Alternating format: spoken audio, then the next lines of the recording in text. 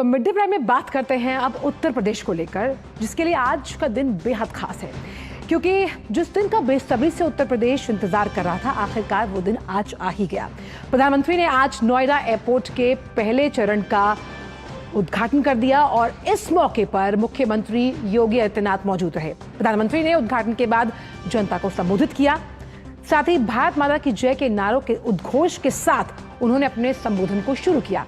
इस मौके पर प्रधानमंत्री ने जेवर एयरपोर्ट को यूपी के भविष्य का लॉन्च पैड बताया। यह एयरपोर्ट जनता की अमानत है। प्रधानमंत्री ने पश्चिम एशिया के हालात का भी जिक्र यहां किया। उन्होंने कहा कि संकट के समय भारत ने अपने विकास को अथक प्रयास के साथ लगातार जारी रखा।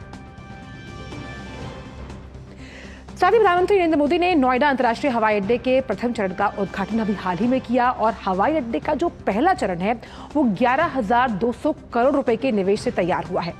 यमुना एक्सप्रेसवे पर स्थित यह एयरपोर्ट मल्टी मॉडल केंद्र के रूप में विकसित है, जो सड़क, रेलवे, मेट्रो और क्षेत्रीय परिवहन जो प्रणाली है उसको सरलता के साथ एक दूसरे से जोड़ता है, यानी कि मल्टी मॉडल प्रणाली पर इसे आधारित किया गया। हवाई अड्डे में एक मल्टी मॉडल कार्गो हब भी शामिल है, जिसकी माल ढुलाई की क्षमता प्रतिवर्ष 2.5 लाख मीट्रिक टन से ज्यादा है। वहीं हवाई अड्डे की प्रारंभिक यात्री संचालन क्षमता 1 करोड़ 20 लाख यात्री प्रतिवर्ष है, जिसे आने वाले सालों में 7 करोड़ यात्री प्रतिवर्ष तक बढ़ाया जा सकता है।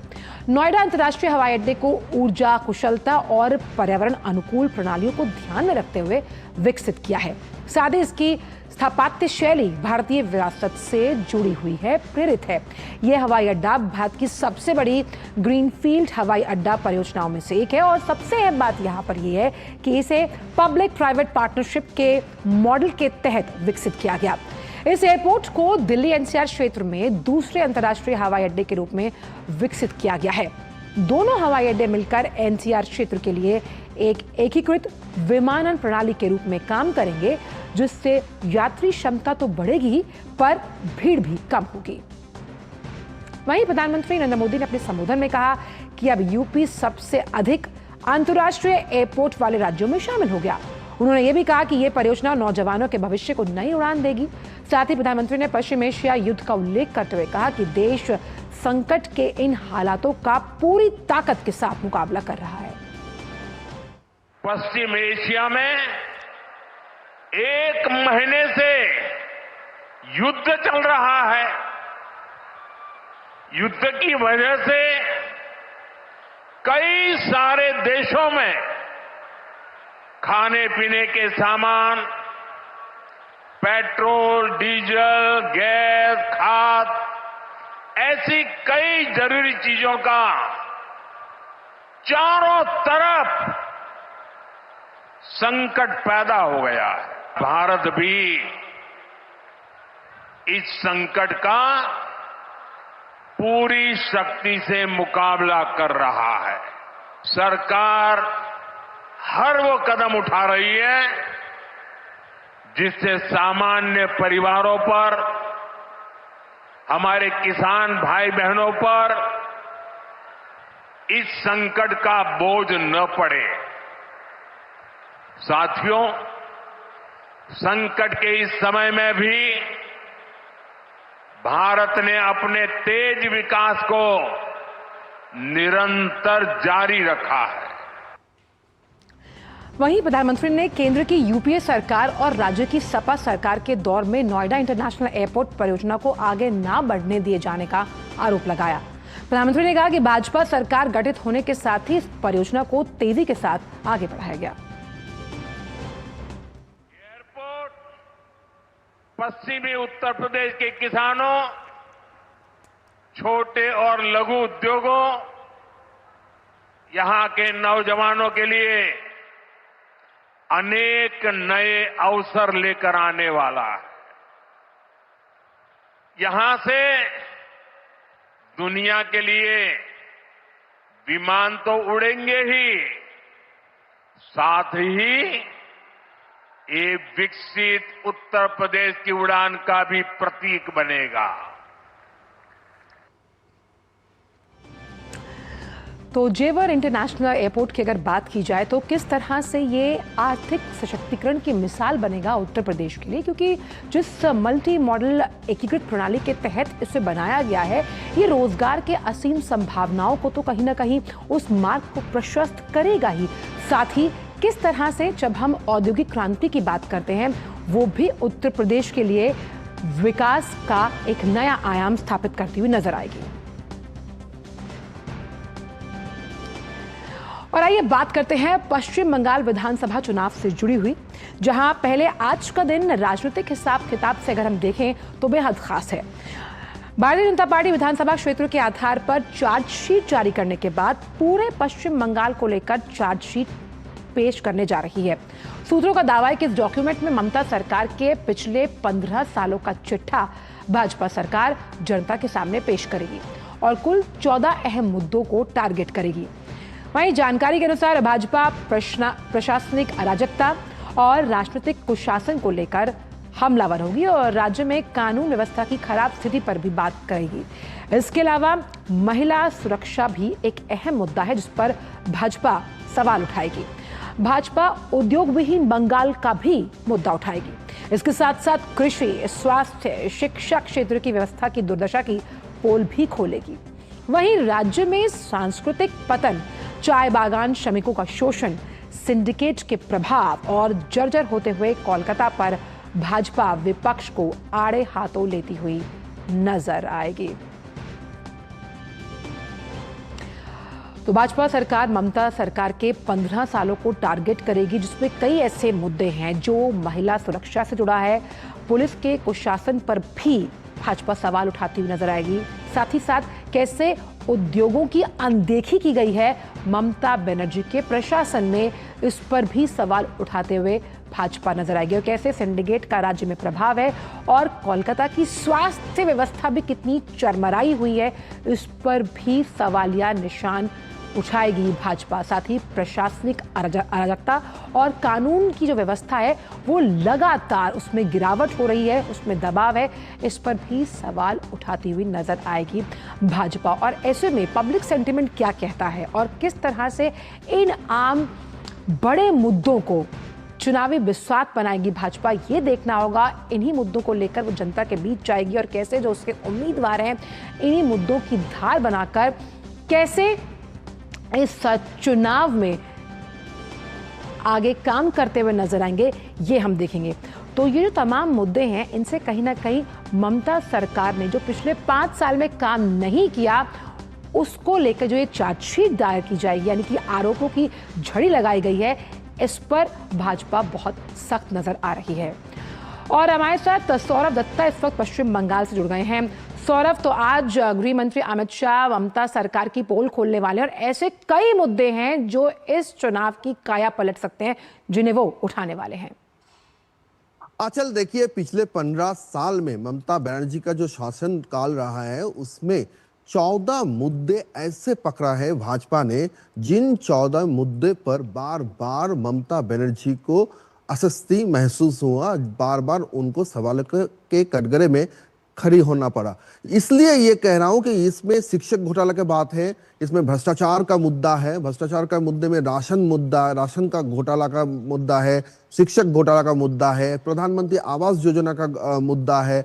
ऐसे कई सारे मुद्दे हैं जहां पे छात्र, युवा, जो वरिष्ठ नागरिक हैं, जो गरीब लोग हैं, उनके सबके विषय इन बातों से जुड़े हुए हैं। महिला की सुरक्षा की बात है और इसीलिए आप जानते हैं कि आरजीकर कांड से लेकर कस्बा लॉ कॉलेज, जहां पे सामूहिक दुष्कर्म का काम घटना में टीएमसी के नेता के डॉक्टर्स का नाम सामने आया था, उन सारी बातों को लेकर अब तो आरजीकर में जो छात्र की मौत हुआ, उनकी माता को भी पानीहाटी से कैंडिडेट उम्मीदवार खड़ा हुआ है, भाजपा से उन्होंने उम्मीदवार वो कैंडिडेट हुए हैं इस इलेक्शन में। तो इन सारे बातों को सामने लाया है। जैसे यहाँ पे इंडस्ट्री नहीं है बंगाल में, 15 पिछले 15 साल बीत गए लेकिन अभी तक एक भी इंडस्ट्री ऐसा नहीं है जो कहने लायक है। उत्तरी बंगाल में आप देख लीजिए तो उत्तरी बंगाल में वहां पर भी उपेक्षा का बात होता है, वहां पर भी वहां के भी जो जनता है वो उपेक्षित है। चाय बागान के जो मजदूर हैं उनके भी अपनी मांगे हैं, उनको भी कहना है कि सेंट्रल गवर्नमेंट के जो प्रोजेक्ट्स है उनको सही तरह से यहाँ पर लागू नहीं किया जा रहा है, उनका लाभ नहीं मिल रहा है। तो इन सारे, और सबसे अहम बात सिंडिकेट राज और बंगाल की कानून व्यवस्था जिसमें लगातार गिरावट देखा जा रहा है। अब कानून व्यवस्था का ऐसा हाल है वो सेंसस को भी मात दे देगा। इतना गिरावट कभी नहीं दिखने को मिलता है जितना बंगाल में दिखने को मिलता है। लेकिन आप सौरभ ये समझना चाहेंगे कि तमाम मुद्दों को लेकर जब भाजपा पश्चिम बंगाल की जनता के बीच जाएगी, किस तरह का पब्लिक सेंटिमेंट आप समझ पा रहे हैं, खास करके वहां पर जो युवा फैक्टर है और महिला फैक्टर है इस चुनाव की दशा और दिशा बदलने का मादा रखता है? आप अगर सेक्टर वाइज पकड़े तो आप देखिए, शिक्षक जिन्हें स्कूल में होना चाहिए था, छात्राओं के साथ होना चाहिए था, वो सड़क पर उतर आए हैं। उनका कहना है कि वो खुश नहीं है इस सरकार से। उनका कहना है कि उनके जो नौकरी, जो हर साल नौकरी की जो बात होता है, चाहे वो बुनियादी स्कूल हो, चाहे वो प्राइमरी स्कूल्स हो, या फिर 10वीं क्लास का 10वीं 9वीं जो कक्षा का जो स्कूल के जो टीचर्स होते हैं उनके बात हो, उन सारे स्कूलों में ऐसे बहुत सारे स्कूल आपको बंगाल में मिलेंगे जहां पे छात्राएं तो हैं लेकिन शिक्षक ही नहीं है। दूसरी बात आप देख लीजिए कि जो युवा जो पढ़ लिख कर, जो हर माँ बाप चाहते हैं कि अपने बच्चे को पढ़ाएं लिखाएं, कुछ बनाए जिंदगी में, लेकिन उनका कहना है कि यहाँ पे पढ़ने लिखने के बाद डिग्री जब आती है हाथ में, एक हाथ में डिग्री आती है और दूसरे हाथ में तो अभी 1500 रुपए का भत्ता आ रहा है, नौकरी का कोई आ नहीं रहा है। और तीसरी बात यह कि इंडस्ट्री, अगर कोई पढ़ लिख नहीं पाए, लेकिन इंडस्ट्री से क्या होता है, कुछ डायरेक्ट रिक्रूटमेंट होता है, कुछ इनडायरेक्ट रिक्रूटमेंट होता है, लेकिन इनमें भी इंडस्ट्री जो है, जो भी इंडस्ट्री पहले था बंगाल में वो पलायन का शिकार है और नई कोई इंडस्ट्री अभी बंगाल में जो मेंशन करने के लायक हो वो आया नहीं है। जो महिलाएं, जिनका कहना है कि इसके चलते महिलाएं जो हैं वो घर से निकलते तो खुद सीएम कहती है कि रात के 8 बजे से पहले अपने घर से क्यों निकला। बिल्कुल, तो ये जो सारी बातें बहुत अहम मुद्दे हैं, क्योंकि जिस वेलफेयर स्टेट के तौर पर पश्चिम बंगाल सरकार को काम करना चाहिए वो उसके किसी भी मापदंड पर खरी उतरती नजर नहीं आई। और ये जो 5 साल का रिपोर्ट कार्ड है उसके नंबर कहीं ना कहीं बहुत कम है। बहुत बहुत शुक्रिया आपका सौरभ, इन तमाम जानकारी को हमसे सीधे पश्चिम बंगाल से साझा करने के लिए। और फिलहाल मिड डे प्राइम में वक्त एक छोटे से ब्रेक का है, आप देखते रहिए हमारा एक खास शो। टर टर टर टर सिस्टर बीना का मैसेज आया है, अर्जेंट। लिखा है, मेरे बच्चे के ट्रीटमेंट के लिए 1 लाख रुपए चाहिए डॉक्टर, तुरंत भेज दीजिए प्लीज। सिस्टर बीना, मैं पहले सिस्टर बीना को फोन करके पूछूंगी फिर भेजूंगी, क्योंकि मैं मूर्ख नहीं हूँ। Well done doctor. यूपीआई कहता है अगर पहचान के व्यक्ति से भी ऐसे मैसेज आए तो हो सकता है कि उनके मैसेजिंग ऐप हैक्ड हो। तो पहले नॉर्मल कॉल करके चेक करो और कहो मैं मूर्ख नहीं हूं। जाइए आप भी किसी का टेस्ट लीजिए। ब्रेक के बाद विकास स्वागत, और हम बात कर रहे हैं विधानसभा चुनावों से जुड़ी हुई। और आइए आपको लिए चलते हैं अब असम की ओर, जहां के मुख्यमंत्री और जालुकबाड़ी विधानसभा क्षेत्र से भाजपा उम्मीदवार हेमंत बिस्व शर्मा ने बड़ा दावा किया।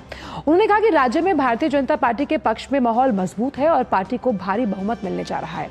मुख्यमंत्री शर्मा ने विशेष रूप से कहा कि जेन जी और महिला वोट भाजपा के पक्ष में है।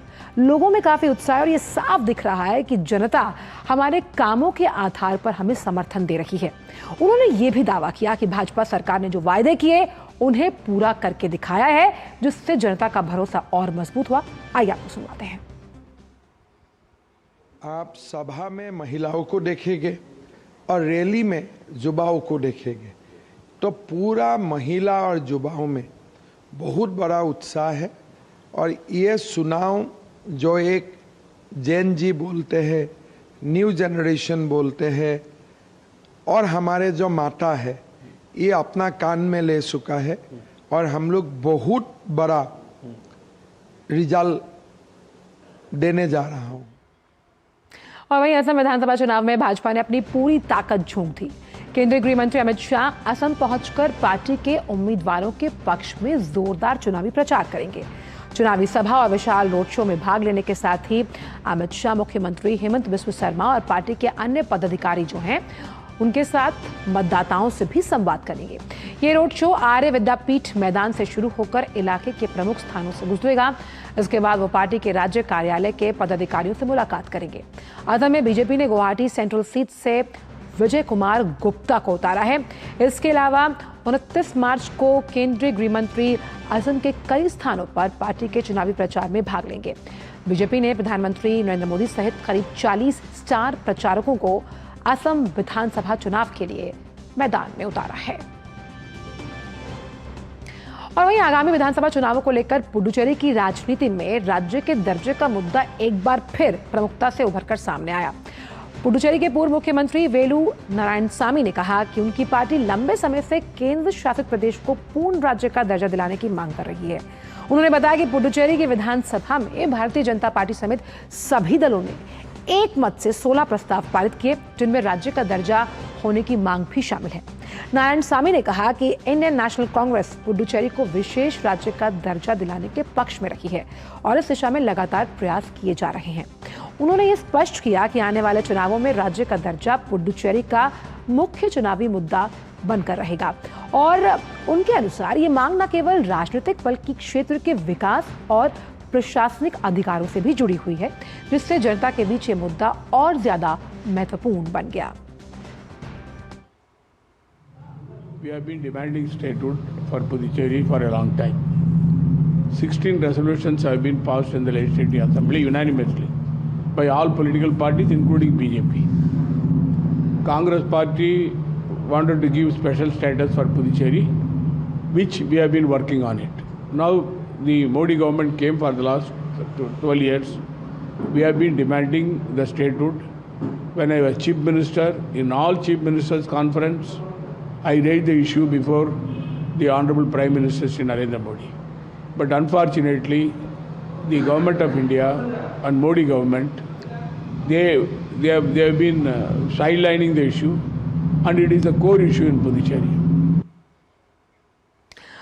और चुनावी अपडेट्स के साथ इस वक्त अश्विनी मिश्र हमारे साथ जुड़ गए हैं असम से। अश्विनी, अगर असम के चुनावों की बात की जाए तो इसमें फैक्टर एम, अगर महिलाओं का जिक्र किया जाए तो बहुत बड़ा फैक्टर इस बार के चुनावों में माना जा रहा है। खासतौर पर कई ऐसी योजनाएं हैं जो महिलाओं के उत्थान के लिए चलाई गई हैं। ऐसे में ग्राउंड जीरो पर आप मौजूद हैं, क्या कहते हैं पब्लिक सेंटिमेंट? जी, निश्चित तौर से अगर देखें तो बहुत बड़ा आधी आबादी का मतदान में और लोकतंत्र के इस महापर्व में योगदान होता है। महिलाओं का जो मत है वो निर्णायक होता है, क्योंकि महिलाओं का मत लगभग एक मुश्त जाता है, क्योंकि जो तरीके से राज्य सरकार कार्य करते हैं। असम की अगर बात करें तो थोड़ा सा मैं आज के राजनीतिक घटनाक्रम का भी बात करूंगा। आज शाम को अमित शाह जी का यहाँ पर गुवाहाटी सेंट्रल में रोड शो है। बंगाल के बाद वो असम का दौरा करेंगे और असम में यहाँ रोड शो करेंगे और रात्रि प्रवास भी करेंगे। यहाँ पर जो पार्टी की वर्तमान रणनीति है अगले वर्तमान विधानसभा चुनाव को लेकर, उस पर भी वो चर्चा करेंगे। और उसके बाद आने वाले दिनों में रक्षा मंत्री राजनाथ सिंह, मुख्यमंत्री महाराष्ट्र के देवेंद्र फडणवीस, प्रधानमंत्री नरेंद्र मोदी का 1 तारीख को दौरा, इस तरीके से कई राजनीतिक कार्यक्रम हैं। महिलाओं की अगर जिस तरीके से आप बात कर रहे हैं, महिलाओं की स्थिति ये है कि यहाँ पर राज्य सरकार ने चुनाव से पहले ही, चुनाव की अधिसूचना जारी होने के पहले ही 9,000 रुपये सभी महिलाओं के खाते में एक मुश्त डाले। वो 1250 रुपये महिलाओं को अरुणोदय योजना के तहत मिलता है। 1250 रुपये के 4 महीने के किस्त और साथ ही साथ असम नववर्ष का जो 5,000 का उपहार है वो उन्होंने दिया है। तो एक बहुत बड़ा गेम चेंजर साबित होगा। राजनीतिक रूप से इसके जो निहितार्थ निकलेंगे वो तो जनादेश में निकलेगा, लेकिन 1250 रुपये जो महिलाओं के लिए है, ऐसी महिलाएं जिनके पारिवारिक आय 2 लाख रुपए से कम है, जिनके घर में कोई नौकरी नहीं है, जिनके घर में कोई सहारा नहीं, आय का कोई साधन आपको रोकना नहीं है। चाहूंगी, हम सीधे चल रहे हैं पश्चिम बंगाल, जहां पर गृह मंत्री अमित शाह इस वक्त एक प्रेस कॉन्फ्रेंस के जरिए संबोधन दे रहे हैं। पार्टी ने तय किया है कि तृणमूल कांग्रेस के शासन के खिलाफ जनता के जो मुद्दे हैं इसको आवाज देना, जनता की आवाज को मुखर कर बंगाल की जनता के सामने और देश की जनता के सामने प्रस्तुत करना, और बंगाल के आने वाले चुनाव में ये पूरी जो अराजकता तृणमूल के शासन में फैली है, इसका हम क्या हल लेकर आएंगे, इसका हम जवाब भी लेकर आएंगे। परंतु आज की प्रेस वार्ता तृणमूल कांग्रेस की इस सरकार के 15 साल के शासन के खिलाफ हमारा चार्जशीट, ये आज की प्रेस वार्ता का मुद्दा है। ये चार्जशीट जो है वो तृणमूल कांग्रेस भले कहे भारतीय जनता पार्टी का चार्जशीट है, परंतु मैं मानता हूं ये बंगाल की जनता ने ममता बनर्जी की सरकार के खिलाफ लगाया हुआ चार्जशीट है, जिसको भारतीय जनता पार्टी एक आवाज दे रही। एक प्रकार से आने वाला चुनाव बंगाल की जनता को तय करना है कि भय को चुनना है या भरोसे को चुनना। भय के आतंक से मुक्ति पाकर भरोसे के साथ देश जिस तेजी से आगे बढ़ रहा है, इसके साथ बंगाल को जुड़ना चाहिए। ये तय करने का चुनाव है। विगत 15 सालों में भय, भ्रष्टाचार और भेदभाव की राजनीति चल रही है। झूठ, डर और हिंसा का सहारा लेकर अपनी राजनीति को आगे बढ़ाने का नया राजनीतिक थ्योरी ममता बनर्जी ने प्रस्तुत किया है। कोई भी सरकार को चुनकर आने का आधार जन कल्याण के काम होते हैं। तृणमूल कांग्रेस का चुनकर आने का आधार झूठ, डर और हिंसा है। मगर भारतीय जनता पार्टी 1911 से ही 2011 से ही इसके खिलाफ एक संघर्ष कर रही हैं और मुझे लगता है कि इस बार बंगाल की जनता पूर्ण बहुमत के साथ भारतीय जनता पार्टी की सरकार बनाने जा रही। ये जो चार्जशीट है टीएमसी के 15 साल के काले चिट्ठों का संकलन है। सोनार बांग्ला का स्वप्न दिखाकर सिंडिकेट राज स्थापित कर बंगाल की जनता का शोषण करने वाले शासन की कहानी है। तृणमूल कांग्रेस के कुशासन में बंगाल भ्रष्टाचार की प्रयोगशाला बन चुका है। ऊपर से नीचे तक सफेद पोश आपराधिक सिंडिकेट जनता को परेशान कर रहे हैं और विकास के अभाव में बंगाल इंडस्ट्री के लिए एक प्रकार से ग्रेवयार्ड बन चुका है।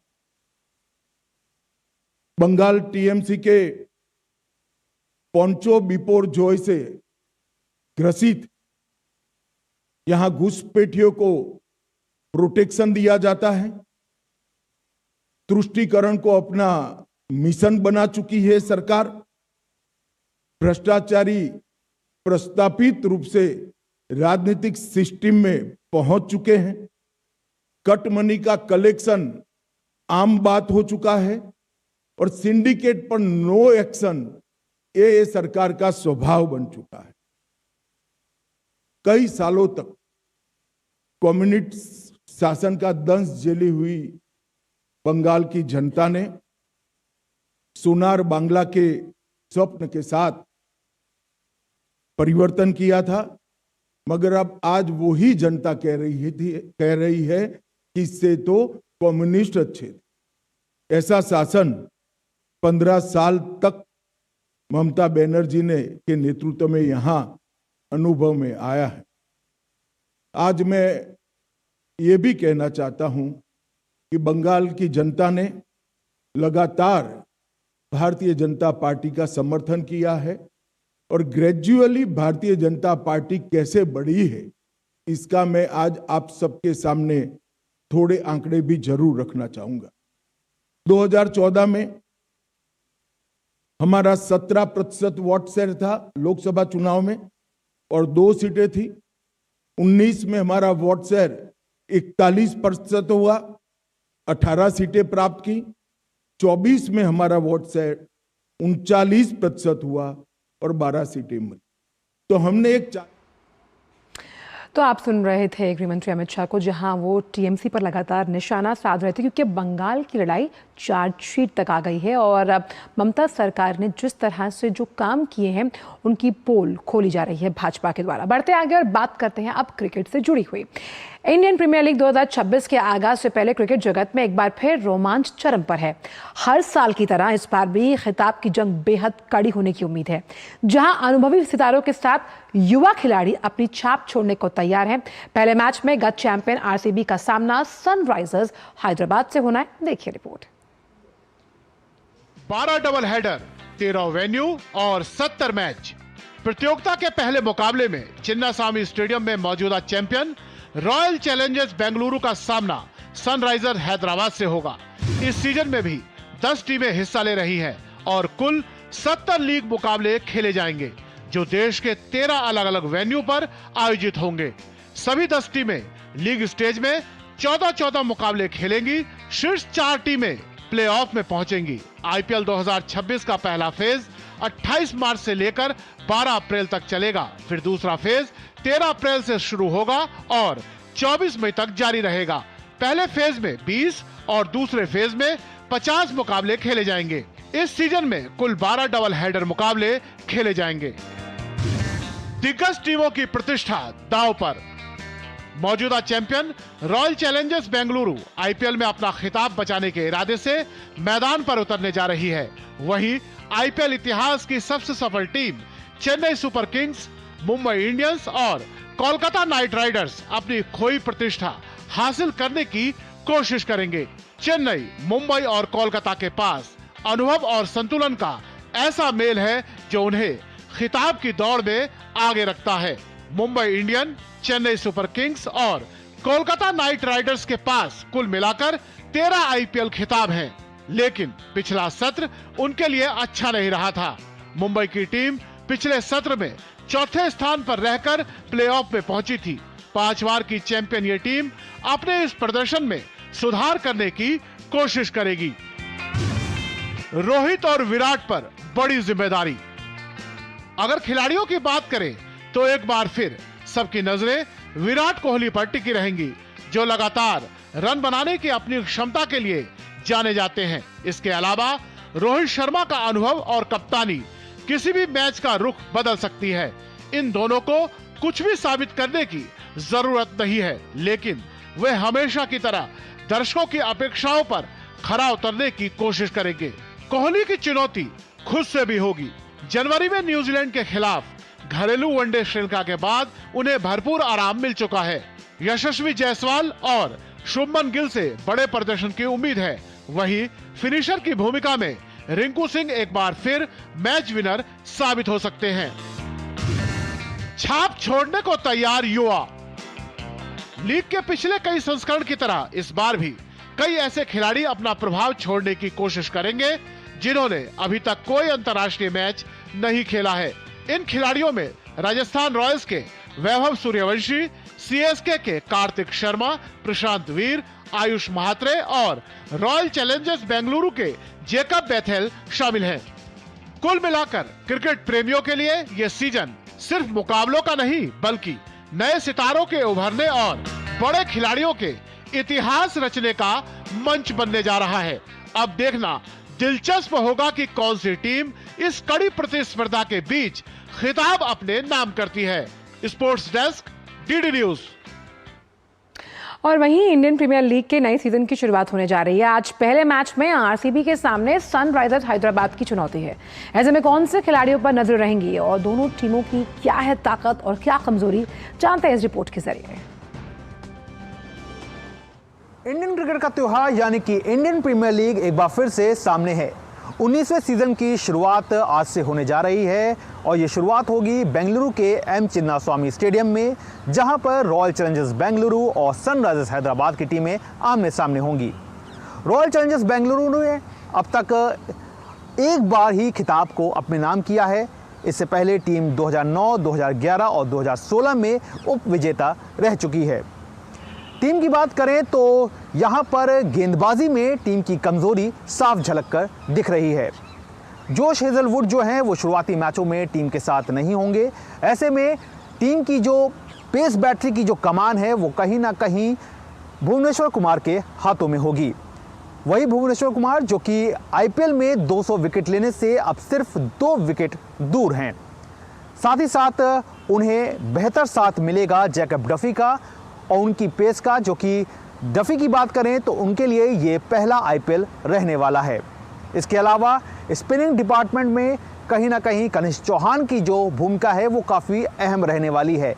कनिष्क चौहान जो कि अंडर 19 वर्ल्ड कप में ऑफ स्पिन की कैटेगरी में अपने आप को उन्होंने सामने रखा और शानदार प्रदर्शन किया। ऐसे में इस ऑफ स्पिनर से रॉयल चैलेंजर्स बेंगलुरु को काफ़ी कुछ उम्मीदें रहने वाली हैं।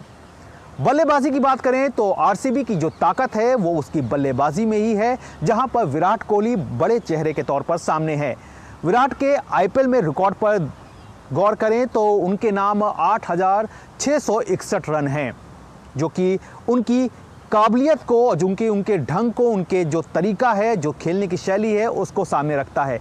और सबसे बड़ी बात क्या है कि विराट मौजूदा समय में केवल वनडे खेल रहे हैं। ऐसे में उनको काफ़ी कुछ अपने को इस लीग के लिए तैयार करने का समय भी मिला है। इसके अलावा अगर बात करें तो फिल सॉल्ट जो है वो भी दूसरे बड़े नाम हैं। फिल सॉल्ट ने पिछले सीज़न में आरसीबी के लिए 403 रन का स्कोर किया था, यानी कि पूरे आईपीएल के दौरान उन्होंने 403 रन जो है वो स्कोर किए थे। लेकिन इस सीज़न में उन पर काफ़ी कुछ नज़रें रहने वाली हैं, क्योंकि T20 वर्ल्ड कप में उनका प्रदर्शन बहुत अच्छा नहीं रहा था। इसके अलावा अगर बात करें सनराइजर्स हैदराबाद की, तो इस टीम की भी जो कमज़ोरी है या कह सकते हैं एक सिरदर्द जो है वो कहीं ना कहीं गेंदबाजी की कमी है। बल्लेबाजी की बात करें तो यहाँ पर ईशान किशन जो हैं वो अपनी कैप्टनसी में कहीं ना कहीं सनराइजर्स हैदराबाद को एक नई ऊंचाई देना चाहेंगे। इसके अलावा सबसे बड़ी बात क्या है और सबसे बड़ी जो ताकत है सनराइजर्स हैदराबाद की, वो है टीम की ओपनिंग जोड़ी अभिषेक शर्मा और ट्रेविस हेड की। इस ओपनिंग जोड़ी ने पिछले सीज़न 511 रन स्कोर किए थे और सबसे बड़ी बात क्या है कि यहाँ पर अगर पावर प्ले में ये दोनों चल जाते हैं तो फिर विरोधी टीम के गेंदबाजों के लिए काफ़ी कुछ दिक्कत पैदा कर सकते हैं। आज बेंगलुरु में होने वाला ये मुकाबला दर्शकों को एक बड़े मुकाबले की तस्वीर के रूप में सामने दिखाई दे सकता है। कैमरामैन संदीप के साथ मैं गौरव कुमार, डीडी न्यूज़ के लिए। लेकिन आईपीएल 2026 शुरू होने से पहले ही चेन्नई सुपर किंग्स को एक बड़ा झटका लगा है।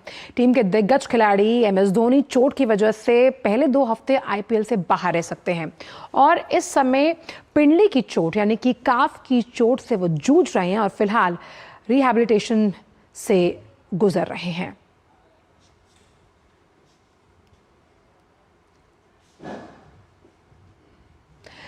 प्रधानमंत्री नरेंद्र मोदी 30 मार्च को मेरा बूथ सबसे मजबूत संवाद असम कार्यक्रम में भाग लेंगे। इस कार्यक्रम के जरिए प्रधानमंत्री कार्यकर्ताओं से सीधा संवाद करेंगे और उन्हें चुनावी जीत का मंत्र देंगे। प्रधानमंत्री ने इस बात की जानकारी सोशल मीडिया प्लेटफॉर्म एक्स पर साझा की और अपने पोस्ट में उन्होंने लिखा, पिछले 1 दशक में असम की प्रगति सबके सामने है। राज्य विभिन्न क्षेत्रों में अपने विकासात्मक कदमों के लिए जाना जाता है।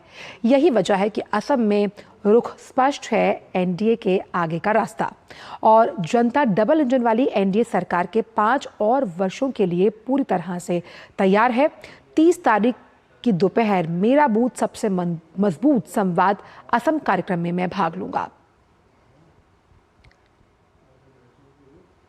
तो प्रधानमंत्री मोदी का मेरा बूथ सबसे मजबूत संवाद है और प्रधानमंत्री 30 मार्च को इसमें हिस्सा लेने वाले हैं। वहीं प्रधानमंत्री 30 मार्च को ही शाम 5:30 बजे पुडुचेरी में मेरा बूथ सबसे मजबूत संवाद कार्यक्रम में हिस्सा लेंगे।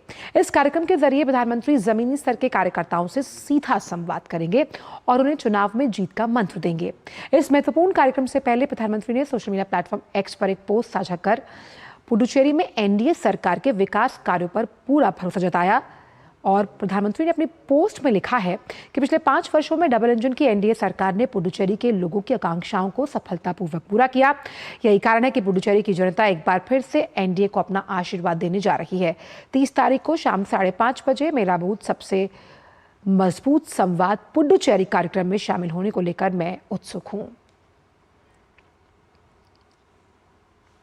विदेश मंत्री डॉक्टर एस जयशंकर फ्रांस के दौरे पर हैं। इस दौरान उन्होंने पेरिस में स्वामी विवेकानंद कल्चरल सेंटर का दौरा किया। उन्होंने सोशल मीडिया प्लेटफॉर्म एक्स पर सेंटर की तस्वीरें साझा करते हुए कहा, मैंने पेरिस में स्वामी विवेकानंद कल्चरल सेंटर का दौरा किया। यहाँ भारत की सांस्कृतिक और आध्यात्मिक विरासत की प्रभावशाली झलक देखी गई। मुझे विश्वास है कि नवीनीकृत सुविधा पेरिस में भारतीय कला और संस्कृति में रुचि बढ़ाने के लिए एक महत्वपूर्ण केंद्र के रूप में काम करेगी।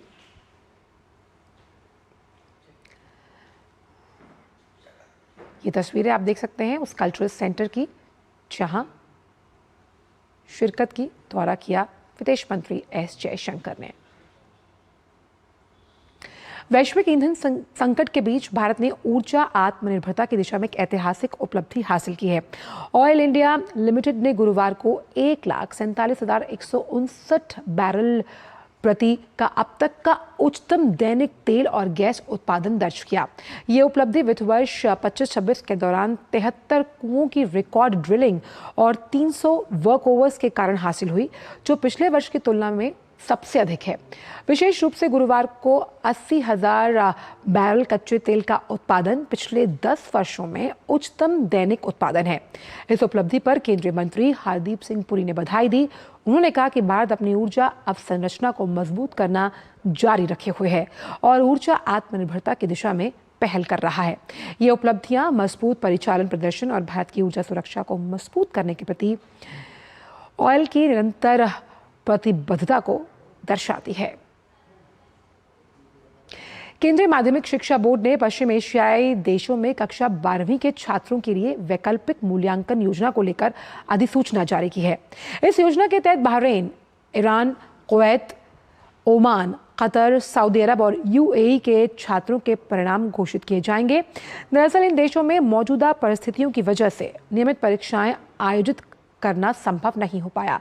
ऐसे में सीबीएसई ने छात्रों के हितों को ध्यान में रखते हुए आंतरिक मूल्यांकन और शैक्षणिक रिकॉर्ड के आधार पर परिणाम तैयार करने का फैसला लिया। सीबीएसई ने स्कूलों को तय दिशा निर्देशों का पालन करने और समय पर अंक अपलोड करने के निर्देश दिए ताकि छात्रों को निष्पक्ष और समयबद्ध परिणाम मिल पाए। जम्मू कश्मीर और लद्दाख को जोड़ने वाला राष्ट्रीय राजमार्ग जो है उसके निकट जोजिला पास पर कई वाहन हिमस्खलन की चपेट में आए। इस दुर्घटना में 7 लोगों की मौत हुई है और कई अन्य घायल। ये दुर्घटना उस समय हुई जब ऊंचाई वाले क्षेत्र से गुजरते हुए वाहनों पर भारी मात्रा में बर्फ गिर पड़ी। कई वाहन उसकी चपेट में आ गए। घटना के तुरंत बाद कई एजेंसियों द्वारा बचाव अभियान शुरू किया गया और बर्फ हटाने के प्रयास जारी हैं। केंद्रीय मंत्री जितेंद्र सिंह ने सोशल मीडिया पर एक पोस्ट में इस घटना में 7 लोगों की मौत की पुष्टि की। घटना पर शोक जताते हुए सिंह ने कहा कि घायलों को हर संभव सहायता दी जा रही है। लद्दाख के लेफ्टिनेंट गवर्नर विनय कुमार सक्सेना ने भी इस दुखद घटना पर शोक जताया है। जलवायु परिवर्तन और पर्यावरण संरक्षण के प्रति वैश्विक एकजुटता दिखाने के लिए आज दुनिया भर में अर्थ आवर मनाया जाएगा। वर्ल्ड वाइड फंड यानी WWF की इस अनूठी पहल के तहत आज रात 8:30 से 9:30 तक सभी गैर ज़रूरी जो लाइट्स हैं उन्हें बंद रखने की अपील की गई है। वर्ष 2007 में ऑस्ट्रेलिया के सिडनी शहर से शुरू हुए इस अभियान के इस साल 20 साल पूरे हो गए। इसका मुख्य उद्देश्य केवल 1 घंटे बिजली बचाना नहीं बल्कि सौर ऊर्जा को अपनाने और प्रकृति के प्रति अपनी जिम्मेदारी को समझना है। भारत में भी इस अभियान को लेकर व्यापक तैयारियां की गई। देश भर के प्रमुख स्मारक और विरासत स्थल आज 1 घंटे के लिए अंधेरे में रहेंगे। भारतीय पुरातत्व सर्वेक्षण ने अपनी सभी संरक्षित स्मारकों की बत्तियां बुझाने का ऐतिहासिक निर्णय लिया। दिल्ली, मुंबई, केरल और तेलंगाना सहित देश के कई राज्यों के प्रतिष्ठित स्थल जो हैं वहां पर इस पहल को आप देख पाएंगे। आम जनता से भी अपील की गई कि वो इस 1 घंटे के दौरान बिजली बंद रखें, पर्यावरण सुरक्षा के इस अखिल भारतीय आंदोलन का हिस्सा बने। बात पश्चिम एशिया की, जहां जारी भारी तनाव के बीच संघर्ष का दायरा अब और अधिक बढ़ता हुआ नजर आ रहा है। इजरायली सेना के अनुसार यमन की ओर से पहली बार इजराइल पर एक मिसाइल दागी गई। इसके साथ ही ईरान और हिजबुल्लाह की ओर से लगातार हमले किए गए। इन हमलों के कारण इजराइल के बीर शेबा और मुख्य परमाणु अनुसंधान केंद्र के आसपास के इलाकों में रात भर में तीसरी बार हवाई हमले के सायरन गूंजे। आपको बता दें कि यमन की राजधानी सना पर साल 2014 से ईरान समर्थित हूती विद्रोहियों का कब्जा है। हालांकि हूती गुट ने तुरंत इस ताज़ा मिसाइल हमले की जिम्मेदारी नहीं ली। सऊदी अरब के साथ संघर्ष विराम की वजह से हूती विद्रोही अब तक इस युद्ध से बाहर थे, लेकिन यमन की ओर से हुए सादा हमले से पूरे पश्चिम एशिया में क्षेत्रीय युद्ध का खतरा और ज्यादा गहरा गया। पश्चिम बंगाल में विधानसभा चुनाव के लिए बीजेपी के चुनाव प्रचार को तेज करने के लिए केंद्रीय गृह मंत्री अमित शाह आज राज्य के दौरे पर हैं। अपनी इस यात्रा के दौरान अमित शाह ने एक अहम प्रेस कॉन्फ्रेंस की और उसमें ममता बनर्जी की पार्टी टीएमसी के खिलाफ औपचारिक तौर पर चार्जशीट जारी की, जिसमें सत्तारूढ़ दल के खिलाफ बीजेपी के आरोपों का पूरा ब्यौरा शामिल है। वक्त ब्रेक का आप देखते रहिए डीडी न्यूज।